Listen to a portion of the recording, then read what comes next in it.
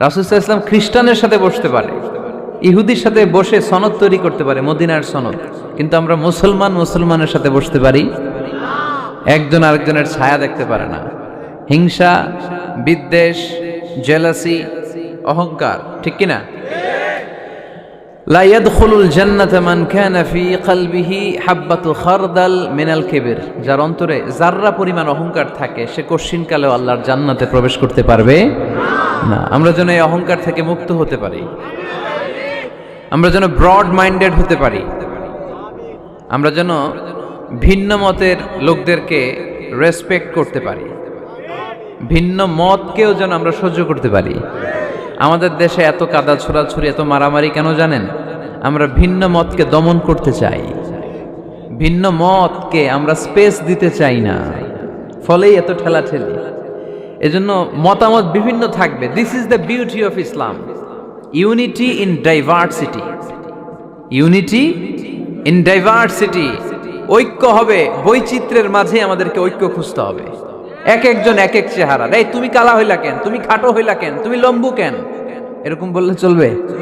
এই মেয়ে তুমি বিএনপি করো কেন, তুমি জামাত ইসলাম করো কেন, সব আমলিগ হয়ে যাও, বলা যাবে?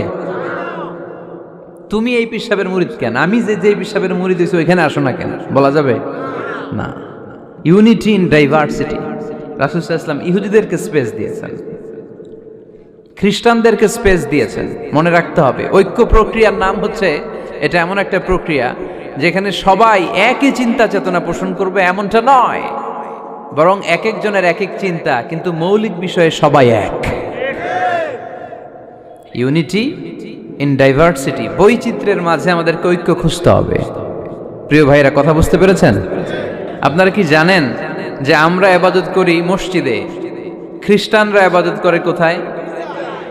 গির্জায়, তাই না? গির্জাকে ইংরেজিতে কি বলে জানেন? চার্চ বলে। তো ইউরোপে এবং আমেরিকাতে যে গির্জাগুলো আছে, এই গির্জাগুলো তারা বিক্রি করতে শুরু করে দিয়েছে। এর কারণ, খ্রিস্টানরা তাদের গির্জাগুলোতে ইবাদত করতে যায় না। আমরা তো নামাজ 3 ওয়াক্ত পড়ি, 2 ওয়াক্ত বা 5 ওয়াক্ত, 7 দিনে তো একবার হাজিরা দিতে যাই, ঠিক কিনা? তো ওদের এমন দশা যে ওদের গির্জাগুলোতে 1 মাসও যায় না, 6 মাসও একবার যায় না। তো এই গির্জা রাইখা লাভ আছে? লাভ নাই। এই গির্জা ওরা বিক্রি করতে শুরু করেছে, আর ওখানকার মুসলিম কমিউনিটির নেতারা এই সুযোগে এই গির্জাগুলো কম দামে কিনে এটারে মসজিদ বানাইতে শুরু করছে। ইউরোপ আমেরিকাতে আলহামদুলিল্লাহ, আপনারা শুনে খুশি হবেন, ওরা ইসলামিক সেন্টার বলে এগুলোরে। কি বলে? Islamic centre. আমাদের এরকম ইসলামিক সেন্টার করা দরকার, যেখানে দার্স হবে, দার্স, রেগুলার দার্স হবে। এই যে তাফসির মাহফিলগুলো বছরে একবার, গত বছর আসছিলাম এখানে, আবার 1 বছর পরে দেখা, কি শিখলেন কি শিখলেন না, কি বুঝলেন না, আর জানা শোনার সুযোগ হয়েছে নাই। কিন্তু সেন্টার যদি হয়, ওখানে শিশু কিশোরদের আলাদা কোরআন শিক্ষার আসর, আমার বোনদের আলাদা শিক্ষার আসর, বয়স্কদের আলাদা কোরআন শিক্ষার আসর, তারপরে সেখানে হেজামা সেন্টার থাকবে, রুকিয়া সেন্টার থাকবে, তালিম, তাদরিস, তারবিয়াত, সব ব্যবস্থাপনা থাকবে। এজন্য সব জায়গায় এরকম সেন্টার থাকার দরকার আছে না নাই? যতদিন আমরা এই ইউনাইটেড থাকব, ততদিন আমাদের দিকে চোখ তুলে তাকাবার খবরদারি কারো থাকবে না। আর ইউনিটি যখন ব্রেকডাউন করবে, আমরা শততা বিভক্ত, একজন আরেকজনের গালি দিবে, একজন আরেকজনের কাফের বলবে, তখনই সমাজের সব শান্তি সুখ এগুলো বিনষ্ট হতে চলবে। জোরে বলেন ঠিক কিনা? মুসলিম উম্মার মধ্যে এখন এই সমস্যা, ইউনিটি নাই। We don't have any central leadership, আমাদের কেন্দ্রীয় নেতৃত্ব নাই। এই যে ফিলিস্তিনে যে মারে আমাদেরকে পাখির মতো গুলি করে, মিয়ানমারের রাখাইন রাজ্য থেকে 10 লক্ষ মুসলমান তাড়ায় দিল টেকনাফে, এখন তারা পাহাড়ি এলাকায় আশ্রয় নিয়েছে। সিরিয়াতে মার খেয়ে গোটা বিশ্বে এরা ছড়িয়ে আছে। এই যে মুসলমানরা গোটা বিশ্বে মার খায়, আমাদের পক্ষে কথা বলার মতো আমাদের কোনো কেন্দ্রীয় লিডার আছে? সেন্ট্রাল লিডারশিপ নাই। আল খিলাফা আল ইসলামিয়া, ইসলামিক ক্যালিফেট, এটা নাই। এই সেন্ট্রাল লিডারশিপ না থাকার কারণে গোটা বিশ্বে আমরা আজ নির্যাতিত, নিষ্পেষিত, আমাদের কোনো মা বাপ নাই। জোরে কোন ঠিক কিনা? এদিকে লাথি মারলে ওইদিকে যাই, ওদিকে লাথি মারলে এদিকে আসি। আমাদের পক্ষ নিয়ে, আমাদের স্বার্থ নিয়ে যে কথা বলবে, জাতিসংঘে হুঙ্কার তুলবে, ওআইসি থেকে ঘোষণা আসবে, ওরকম একটা নেতাও আমাদের নাই। জোরে বলেন ঠিক কিনা? ওমরে ফারুকের মতো যদি একটা নেতা থাকতো, তাহলে গোটা বিশ্বে মুসলমানরা এক আমব্রেলার নিচে, এক ছাতার নিচে চলে আসতো, তাই না? এমন সাহাবী ছিলেন বিষ্ণু ঈসা ইসলাম তার ব্যাপারে বলেছেন, আসাদ্দুহুম ফি আমরিল্লাহি উমর। আল্লাহর জমিনে আল্লাহর দ্বীন বাস্তবায়নের জন্য সবচেয়ে কঠিন সাহাবী ছিল যিনি, তিনি হচ্ছেন উমর। মুনাফিকরা ওমরে ফারুককে দেখে ভয় পেত, খোদ শয়তান ইবলিস ওমরে ফারুককে দেখে ভয় পেত। আলহামদুলিল্লাহ পড়বেন না? বিষ্ণু ঈসা ইসলাম বলতেন, ওমর তুমি যদি এই রাস্তা দিয়ে হাঁটো আর শয়তান তোমারে দেখে, তাহলে শয়তান এই রাস্তা রেখে দিয়ে অন্য রাস্তা দিয়ে হাঁটে। লা নবিয়্যা বা'দি ওয়ালা রাসূলা। আল্লাহ রাসূল বললেন, আমার পরে কোনো নবীও নাই, রাসূলও নাই, তবে আমার পরে কেউ যদি নবী হতো, ওমর নবী হয়ে যেত। এরকম একজন ওমরের আমাদের দরকার। এরকম একজন ওমরের অপেক্ষায় আমরা। একজন হলেই চলবে। কয়জন লাগবে? যুগ জামানা পাল্টে দিতে চাই না অনেক জন, এক মানুষই আনতে পারে জাতির জাগরণ। এক মানুষই বিপদকালে বাঁচায় কাফেলায়, ক্ষুদ্র ডিঙ্গি বাঁচায় জাহাজ অসীম দরিয়ায়। কয়জন ওমর দরকার? আমরা সেই ওমরের জন্য অপেক্ষা করছি, যার নেতৃত্বে, যেই আল ইমাম আল মাহদি, যার নেতৃত্বে গোটা বিশ্বে শান্তি, সভ্যতা, ভদ্রতা আবার প্রতিষ্ঠিত হবে।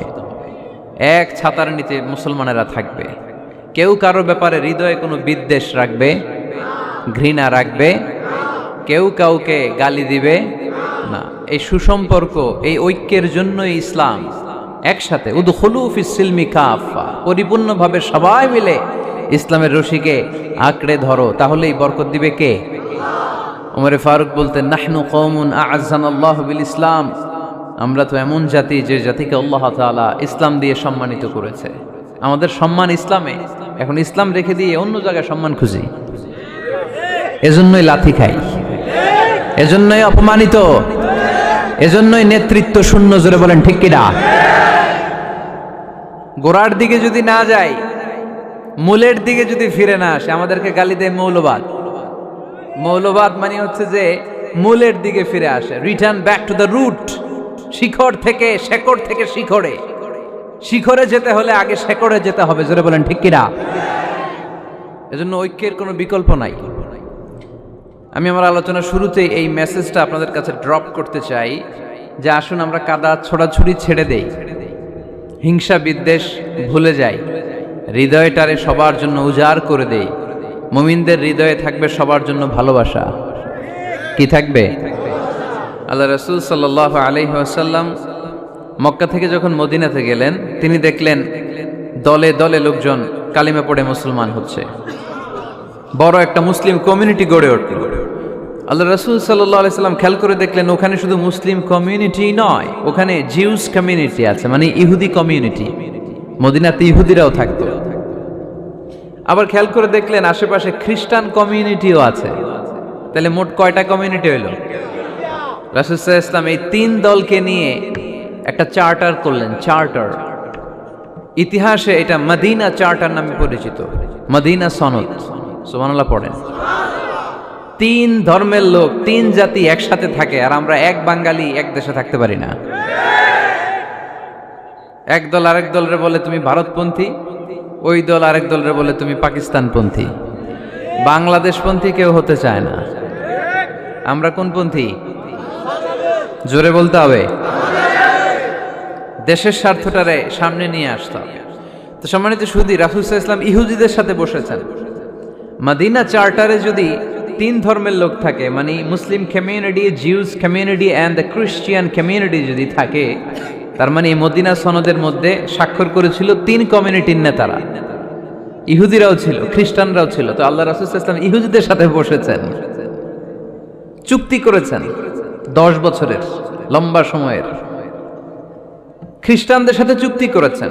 আপনারা কি ঐক্যের পক্ষে না বিপক্ষে? আমরা যেন ঐক্যবদ্ধ হতে পারি, আল্লাহ তুমি তৌফিক দান করো। আমরা যেন হিংসা বিদ্বেষ ভুলে যে ইসলামের কল্যাণে কাজ করতে পারি, তুমি তৌফিক দান করো। আরো জোরে পড়ি আমিন।